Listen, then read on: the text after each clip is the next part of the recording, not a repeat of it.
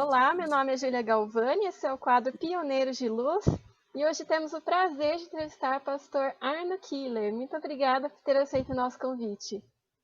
Obrigado, estamos à disposição. Muito bem, vamos à primeira pergunta, pastor. Nos conte um pouquinho mais sobre você e seu contexto familiar. Seu nome completo, sua data de nascimento, quem foram seus pais e os seus irmãos. Arno Henrique Keller, eu nasci no dia 24 de fevereiro de 1937. Meu pai era o Júlio Keller e a minha mãe Lídia Keller. Eles já faleceram naturalmente, porque o meu pai nasceu em 1895 e nascemos no Rio Grande do Sul. E aqui estamos para servir em qualquer oportunidade que for necessário. Que legal. E o senhor teve irmãos? Irmãos, eu tinha duas irmãs, mas já faleceram de idosas, velhas já. Qual o nome delas? Era Erna Keller, ela foi diretora de escolas adventistas durante quase a vida toda, e Alma Keller, que foi doméstica. Ambas estudaram no IACS, em Taquara, no Rio Grande do Sul, fizeram ginásio, lá naquele tempo só havia ginásio. Era uma tradição, nós somos da igreja de Rolante. Os filhos da igreja de Rolante tinham uma tradição que era estudar no IACS, então todos eles estudaram no IACS. Que legal, pastor. Então o senhor já nos contou que é de uma família pioneira, isso, de Rolante. Nos conte um pouquinho sobre a sua conversão. Como é que o adventismo chegou até a sua família? Não, E se houve algum momento marcante para o senhor, para que o senhor seguisse esse caminho cristão? Veja bem, o meu avô paterno veio da Alemanha em 1890, mais ou menos. Naquele tempo, logo depois surgiu a Casa Publicadora, e os livros da Casa Publicadora eram todos em alemão. E os meus avós foram para o interior de Pelotas, numa colônia alemã, onde também só se falava o alemão. Passou um colportor por lá e vendeu o livro Patriarcas e Profetas para o meu avô, que veio da Alemanha. Ele era luterano. Qual que Meu era o avô nome comprou dele? o livro, era Henrique Keller. Ele está sepultado no cemitério de Pelotas, no Rio Grande do Sul. Ele comprou o livro Patriarcas, leu de noite, uma vela de lamparina, porque lá não tinha luz elétrica. Ele leu e alguns dias depois ele já chegou no assunto do sábado. Encontrou o sábado no livro Patriarcas e Profetas. Leu, comparou com a Bíblia e chegou à conclusão que o verdadeiro dia de guarda era o sábado e não o domingo, como a igreja luterana guardava. Aí ele chamou a família toda, bateu o martelo e disse: de hoje em diante, todos nós aqui em casa vamos guardar o sábado. Passaram a ser adventistas do sétimo dia e pertencer à igreja de Campo dos Quevedos, a mesma igreja onde nasceu o pastor Tim, que hoje é um dos departamentais da Conferência Geral. Então, aí o meu avô se converteu, meu pai também, minhas irmãs, minha avó, todo mundo se deixou de ser luterano e passou a ser adventista. Então, eu já nasci num lar adventista. Eu não posso dizer assim, tal coisa me levou para a igreja. Eu já nasci na igreja, nasci adventista. A minha mãe nasceu em 1900, exatamente no ano de 1900. Também já nasceu na igreja adventista. Então, nós não tivemos, a segunda geração não teve uma conversão, já nascemos na igreja. Legal, pastor. Só uma curiosidade, quem foi o colportor que vendeu o livro para o seu avô? O senhor sabe o nome dele? Pois isso aí a gente não sabe, porque faz 130 anos já que foi vendido, então aí eu não tenho essa informação. Mas naquele Tudo bem. tempo, Os colportores só vendiam livro em alemão, só colportavam na colônia, a cavalo, levavam o livro junto no cavalo, cada colportor, que só tinha 4 colportores no Rio Grande, eles levavam o livro no cavalo, vendiam para o colono pagava e já recebia o livro, e de noite o colportor dormia em casa do colono. Agora, quem foi o colportor, isso aí eu não sei, viu? Tudo bem. Só Deus é que tem registrado lá no céu. É verdade. E o senhor se lembra a data do seu batismo, onde foi e quem sim. o batizou? Lembro. Eu fui batizado no dia 12 de dezembro de 1949, no IACS, já estava estudando no IACS, e quem me batizou foi o Dr. Hoffman. Eu fui batizado no Rio Santa Maria, ali encostado do IACS. Naquele tempo, os batismos não eram feitos em igreja, era tudo no rio. Eu fui batizado com 11 anos de idade, no Rio Santa Maria, com mais alguns alunos do IACS, pelo Dr. Hoffman. Doutor e pastor Hoffman. Ele era um médico e pastor muito dinâmico, o povo gostava muito dele, ele era diretor do IACS naquele tempo. Ok. Então, o senhor mencionou que estudou no IACS, né? Que curso que o senhor fez lá? Foi o ginásio? Naquele tempo só havia o ginásio. Eu terminei o ginásio em dezembro de 1954. Março de 55, nós viemos estudar no IAE, no velho CAB. Veio eu, a minha irmã e mais uma porção de alunos formandos no IACS, viemos todos estudar no velho CAB. Aqui nós fizemos o curso de contabilidade, 3 anos, depois 4 anos de teologia. Me formei no teológico em 1961. Muito bem.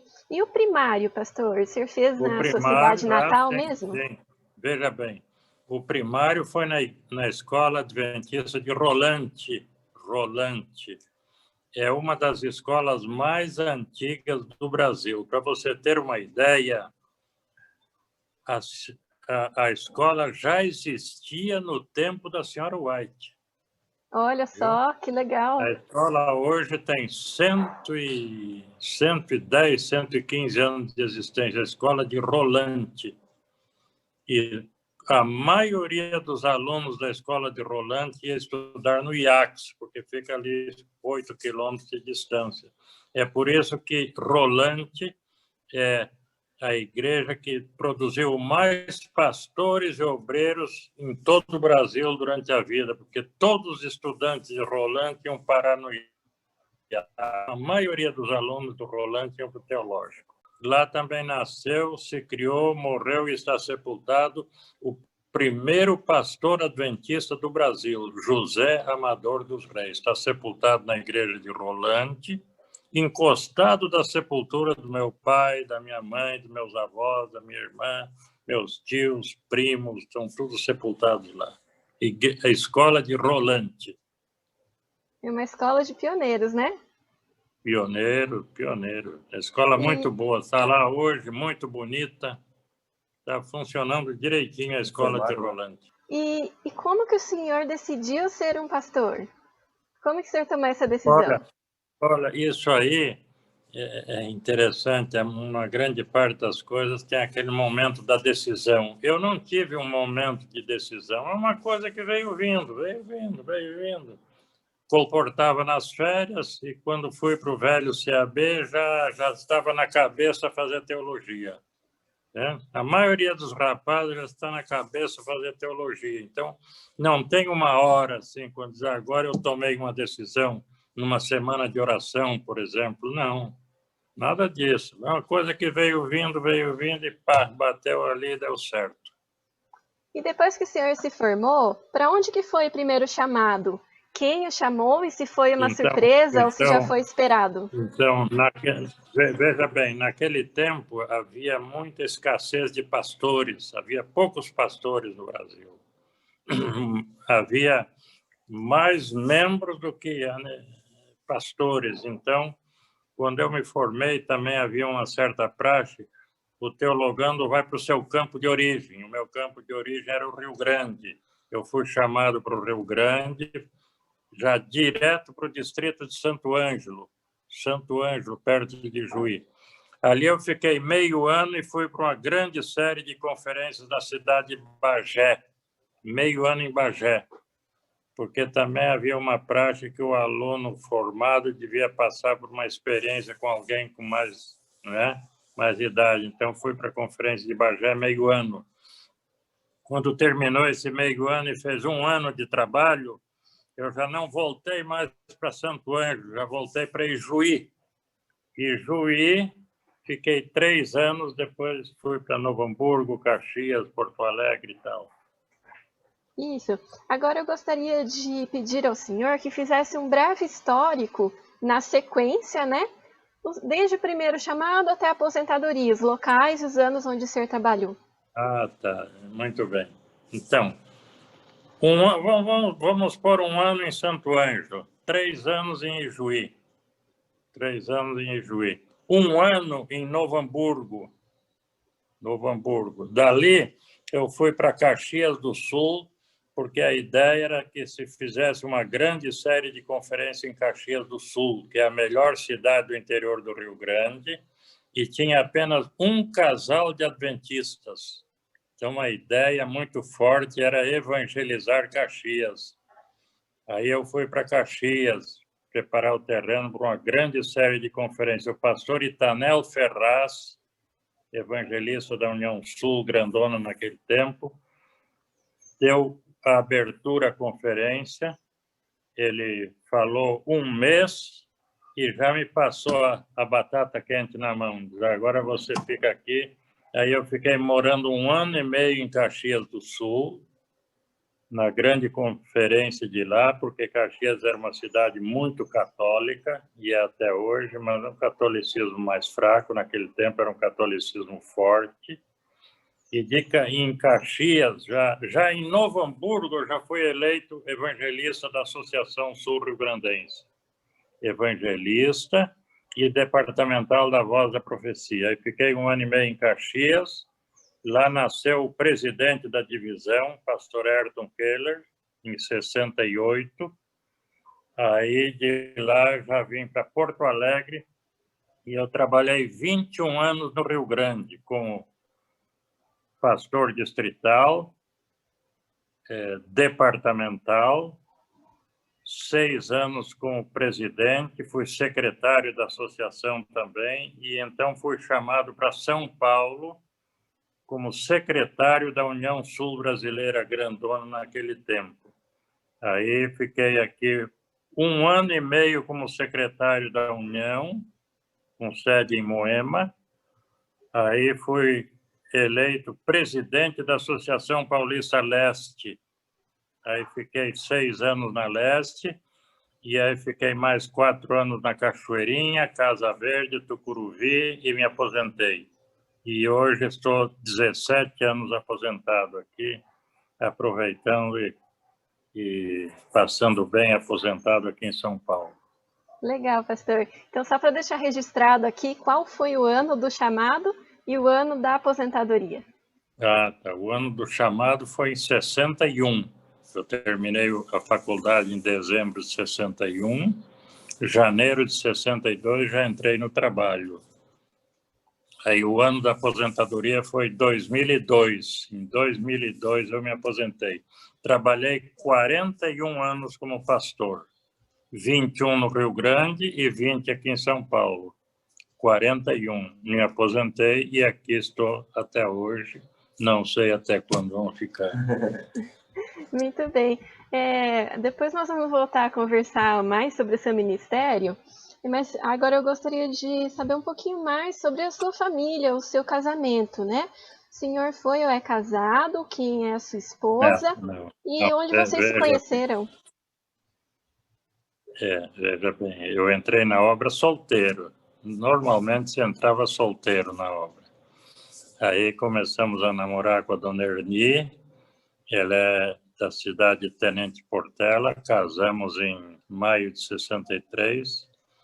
E daí vieram 3 filhos, o Erno, o Ayrton e o Emerson, e o Henrique é nosso neto, que está aqui do lado. Né? E aí, essa é a família que já foi constituída aqui em São Paulo. Então, estamos aposentados há 17 anos, trabalhei 41, entrei no trabalho em janeiro de 62 e por aí vai. Muito bem, eu gostaria de perguntar para o senhor contar um pouquinho para a gente da atuação da dona Erni na obra adventista. Em quais departamentos ou ministérios ela atuou?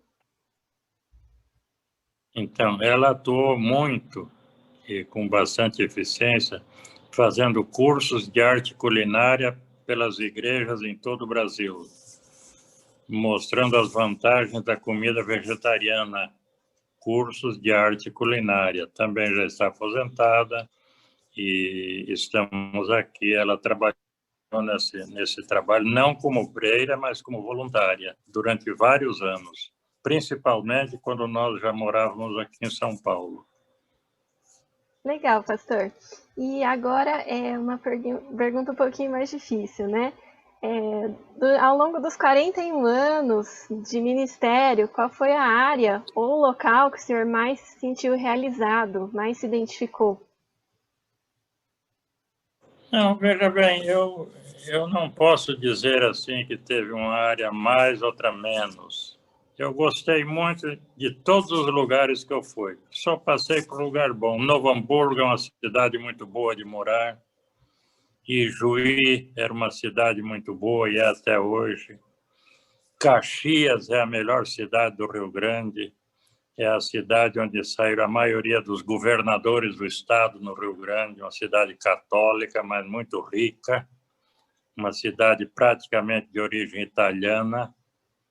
E eu passei por esses lugares todos. Porto Alegre, uma cidade muito boa de se morar.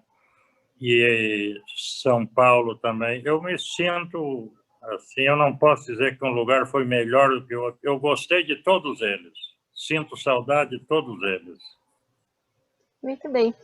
E agora, como que o senhor se sente que foi usado por Deus para abençoar outras pessoas? Qual que o senhor considera que foi o seu legado que o senhor deixou? Um legado assim diretamente eu não tenho, não posso dizer assim que eu sou especialista numa coisa. Sou uma pessoa comum, como qualquer uma outra. Não tenho o que eu vou deixar para de herança para os familiares. É apenas um bom exemplo, né? Um bom exemplo. O que já é muito, né? De É. muito valor. Eu não tive assim nenhuma experiência marcante, nenhuma coisa impressionante, nenhuma coisa que caiu do céu. Não, foi uma vida normal, normal como qualquer um outro. Ok. E o senhor teve alguma pessoa, um conselheiro, um mentor que o ajudou a alcançar seus objetivos, que foi alguém importante para que o senhor se desenvolvesse no ministério?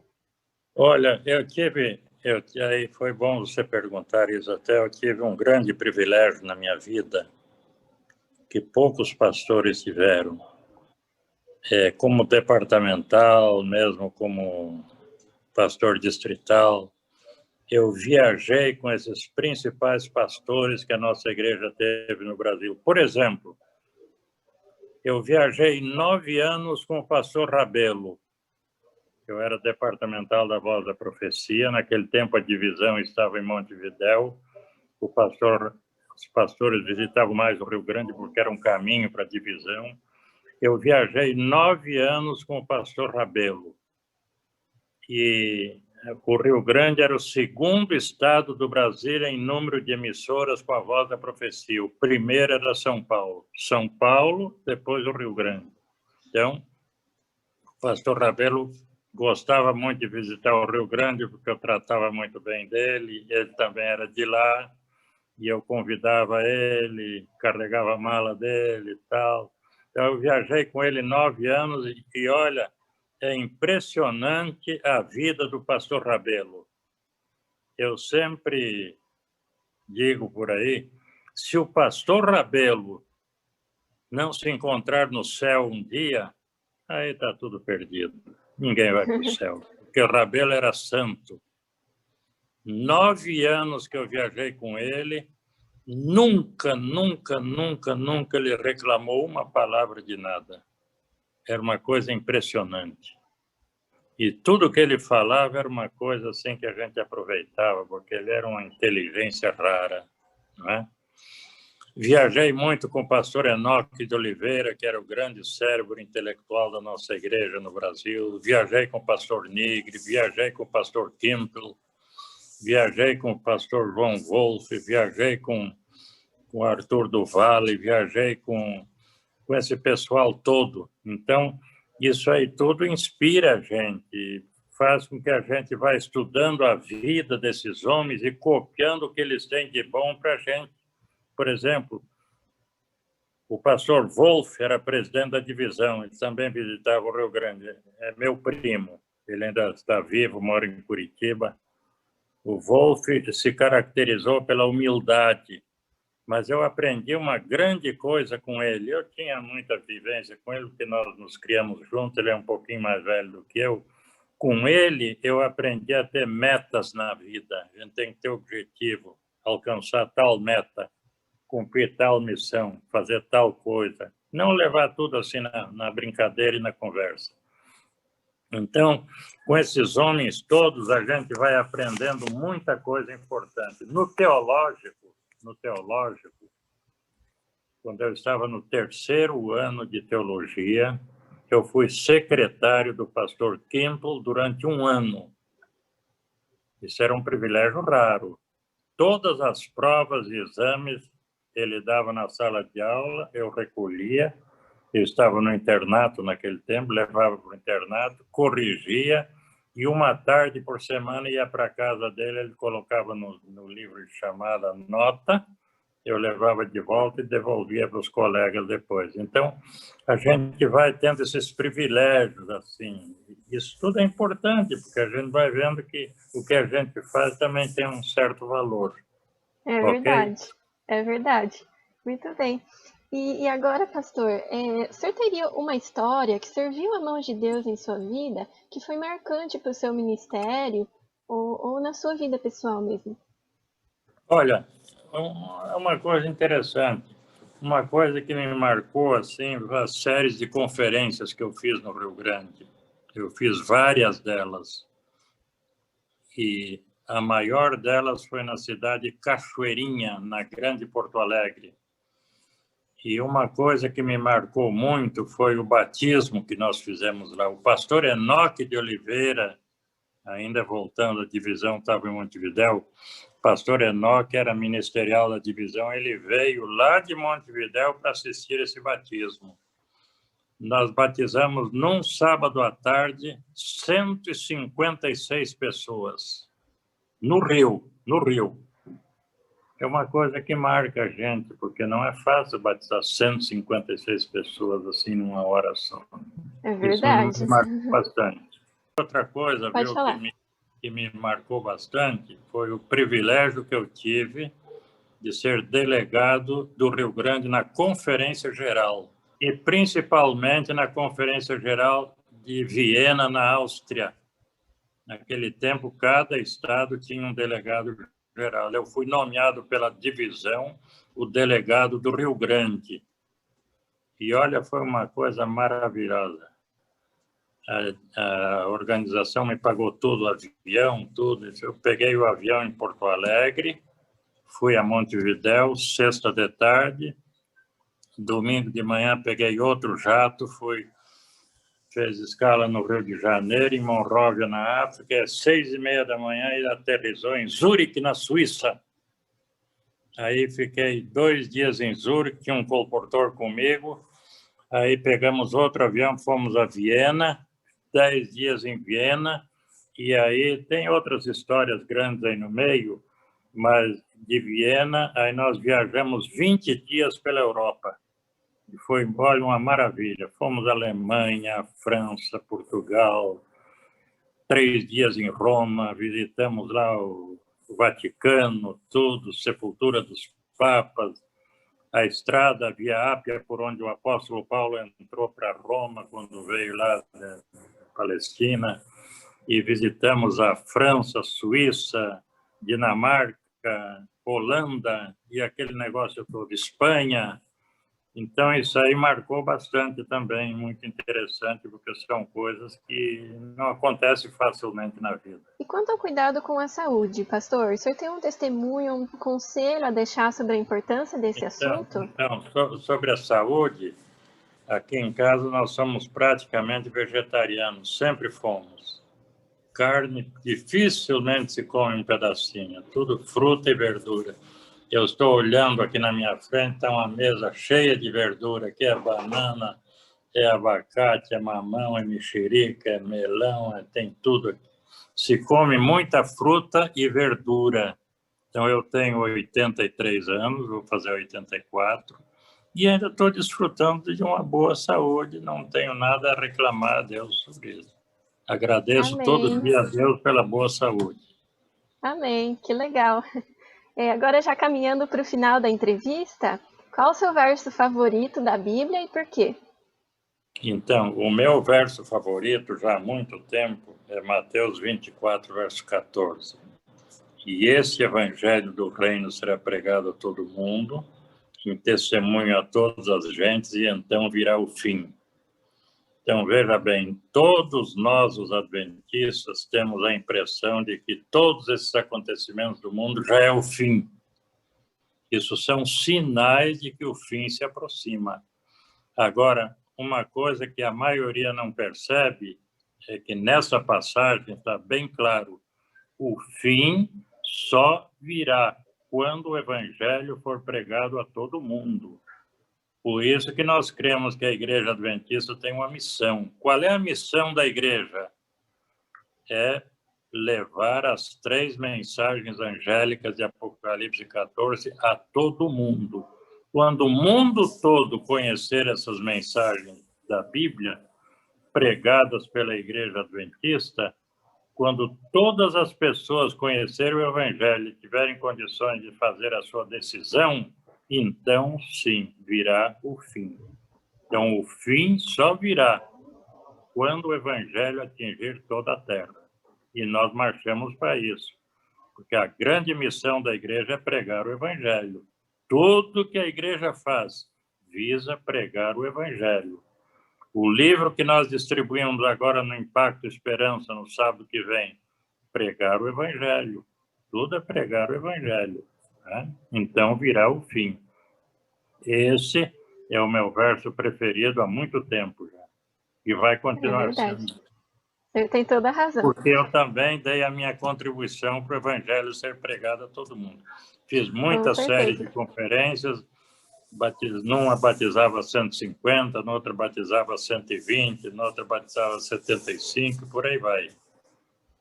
Olha, amém. Que Deus seja louvado, pastor. Agora, aposentado, a gente já produz menos, porque aposentado quer dizer o seguinte, fica por aí, os outros vão fazer aquilo que você não conseguiu fazer. E pegar conselho com os mais velhos, né? É. Pastor, quais os palavras finais que o senhor gostaria de deixar para quem for assistir esse vídeo? Não, eu diria que o mais importante na nossa vida é nós aceitarmos a Cristo de todo o coração. A única salvação está em Cristo, não está nas obras, mas está em Cristo. Quem tem o Filho tem a vida, quem não tem o Filho não tem a vida. Então, nós queremos vida, a vida está no Filho, e o Filho é Jesus. Então, vamos aceitar Jesus de todo o coração e ele vai nos salvar. Há poucos dias atrás eu vi uma declaração assim bem interessante, eu nunca tinha pensado nisso. Eu acho que foi até um pastor que falou na Novo Tempo.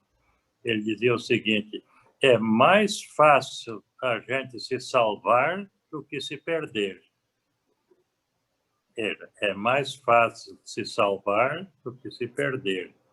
Então, para nós nos salvarmos é fácil. Aceite a Jesus. Você quer se perder? Rejeite a Jesus. Então, vamos aceitar a Cristo. Quem tem o Filho tem a vida. E Essa é a nossa mensagem, curta, mas ao ponto. Aceite a Cristo. E Cristo não vai deixar você fora do reino de Deus.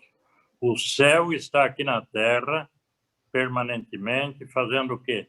Iluminando o nosso caminho que nos conduz à vida eterna. Então, vamos nos apegar ao céu, e ali está a vida eterna. E a vida eterna está no Filho. Quem tem o Filho, tem a vida. Amém, pastor. Gostaria muito de agradecer o tempinho que o senhor deixou para a gente, por ter compartilhado um pouco da sua história. Gostaria de agradecer ao Neto Henrique pelo suporte técnico também. Encerramos aqui a gravação.